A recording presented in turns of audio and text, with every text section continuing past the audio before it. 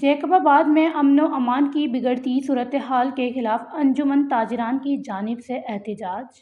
مظاہرین نے D C چوک پر دھرنا دیا اور پولیس کے خلاف نعرے بازی کی۔ تفصیلات کے مطابق احتجاج میں شامل مظاہرین نے شہر کا مارچ کرتے ہوئے ڈی سی چوک پر پہنچ کر دھرنا دیا اور شہر میں امن و امان کی خراب صورتحال کے خلاف خوب نعرے لگائے۔ احتجاج کی قیادت انجمن تاجران کے صدر احمد علی بروہی، یوسف میمن، لال چند سیتلانی، ندیم قریشی اور دیگر نے کی۔ دھرنے میں مختلف ٹریڈ یونین سمیت شہریوں نے بڑی تعداد میں شرکت کی۔